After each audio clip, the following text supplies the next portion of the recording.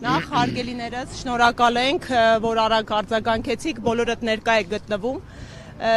Ես առաջին հերթին չնայած այս իրավիճակին անթույլատրելի թույլ տվեք բոլոր կանանց ապրիլի 7-ի տոնի կապակցությամբ շնորհավորեմ։ Շատ ցավալի է, որ այս խորհրդով օրը, մայրության օրը, որ մենք այսպիսի պայմաններում ենք նշում, բայց ունենք մեր երկրում այսպիսի իրավիճակ, անցնենք այս իրավիճակին, որովհետև սա յուրաքանչյուրիս խնդիրն է,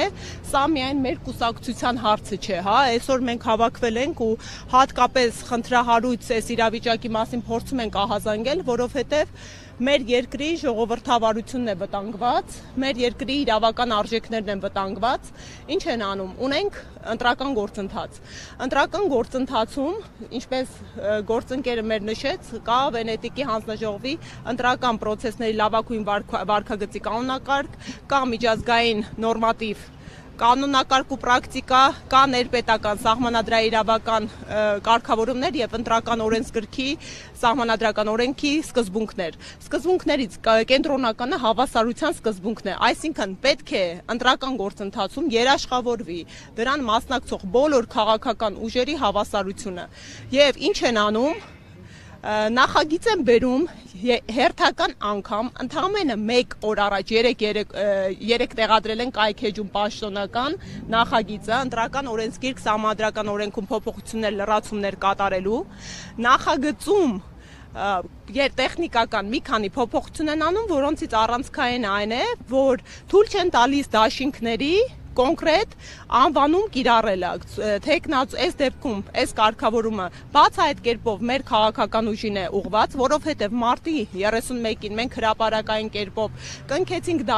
դաշինքը ունի ուժեղ Հայաստան Սամվել Կարապետյանի հետ անվանումը եւ այսինքն իրենք փորձում են արգելել Սամվել Կարապետյանի անունի կիրառումը այս անվանման մեջ, ասեմ ավելին, դաշինքը ոչ միայն ստորագրված է եռակողմ կուսակցությունների կողմից, այլև ես երեք մինչև նախագծի հրապարակումը մուտք է արել կենտրոնական ընտրական հանձնաժողով դիմում, որպես լիազոր անձ Գոհար Մելոյանի անունից, որպեսզի էլեկտրոնային հաշիվ բացվի եւ կարողանանք արդեն գործողություններ կատարել, օգտահաշիվ ստանանք պաշտոնական կայք էջից։ Այսինքն նաև արդեն իրավական ընթացակարգեր ենք մեկնարկել կենտրոնական ընտրական հանձնաժողովի հետ։ Այս ամենը ամփոփելով գալիս ենք մի պարզ ճշմարտության, այսօրվա իշխանությունը իր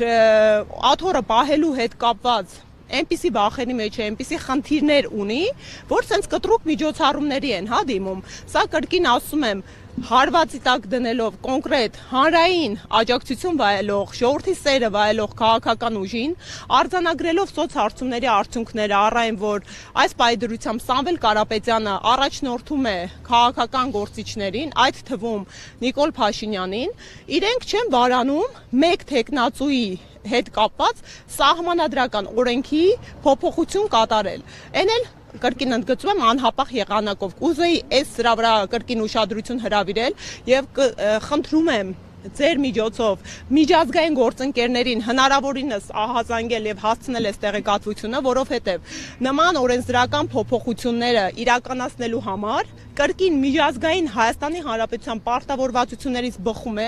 առնվազն հանրային լսումներ, հա, պետք է նախապես կազմակերպվեն հանրային լսումներ, մասնագիտական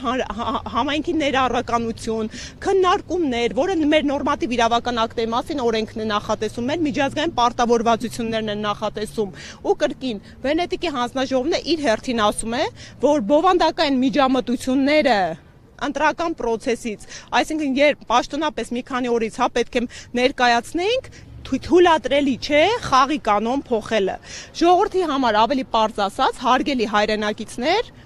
այս իշխանությունը կռիվ է տվել Սամվել Կարապետյանի նկարների հետ, այս իշխանությունը մոտ 10 ամիս ապօրինի ազատազրկված պայմաններում է պահում ու անգամ աշխարհում գրեթե չկա երկրորդ օրինակ, որ մարդը ազատազրկված լինելով, քաղբանտարկյալ լինելով, այսպիսի վարկանիշային աճ է արձանագրում քաղաքական։ Հիմա էլ անվան հետ են կռիվ տալիս։ Մենք խնդիր չունենք, որովհետև մենք մեր պայքարը շարունակելու ենք ու մեր պայքարը այն իրականության վերականգնումն է, որտեղ մարդու իրավունքները այսպես կոպտորեն չէ խախտում բացառապես քաղաքական նպատակահարմարությունից ելնելով, որտեղ իրավունքը գերակայում է եւ սահմանադրաիրավական նորմերը գործում են երկրի իրավական պետության ու ժողովրդավարության տրամաբանությամբ ոչ թե մեկ քաղաքական ուժին սպասարկելու նպատակով։ Մալոյան ունեք պլան B, քանի որ այս օրենք նախաձեռնությունը ընդունվելուց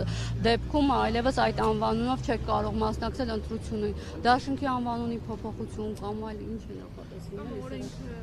Հարգելիներս, մենք տարբեր զարգացումների հետ կապված տարբեր պատկերացումներ իհարկե նախնական ունենք, սենց պարբերաբար միջամտությունները իհարկե անսպասելի լինում են, որովհետև օրինակ մենք պատկերացրել ենք, որ կարողա մեզ չգրանցեն, կարողա գրանցումից հանեն, հա, բայց սենց մանր փոփոխությունների հետ մարդու անվան հետ կռիվ տալը վկայակոչում է միայն մի բանի մասին, որ այս իշխանությունը վախեր ունի Սամվել Կարապետյանի անունից, որ այս իշխանությունը գիտակցում է, որ ինքը արդեն պարտվողականության տրամաբանության մեջ է ու հայ ժողովուրդը սիրում, աջակցում եւ ընտրելու է Սամվել Կարապետյանին ու նման միջամտությունները ընտրական գործընթացին նման միջամտությունը, սա ժողովուրդ ջան, ես մի բան եմ ուզում արձանագրել, անգամ եթե դուք քաղաքացի եք, ով չէր պատրաստվում իր քվեն տար մեզ, ուժեղ Հայաստանին, սա ձեր ընտրական իրավունքին էլ է միջամտություն, այսինքն իրենք փորձում են մարդու ընտրական իրավունքը խաղարկել, միջամտել, հա, այս հիբրիդային ասվածը հենց այսպիսի դրսևորում ունի, սա հիբրիդային եւ ուղղակի ինչուն ոչ նաեւ իրավափաստական միջամտություն է քաղաքացու կամ արտահայտությանը, իսկ մենք գալիս ենք երաշխավորելու, որ մարդկանց քվեն, մարդկանց կարծիքը տեղ հասնի, որովհետեւ մեր ժողովուրդն է ձևավորում իշխանությունը եւ ժողովուրդն է իշխանության աղբյուրը Հայաստանի Հանրապետությունում։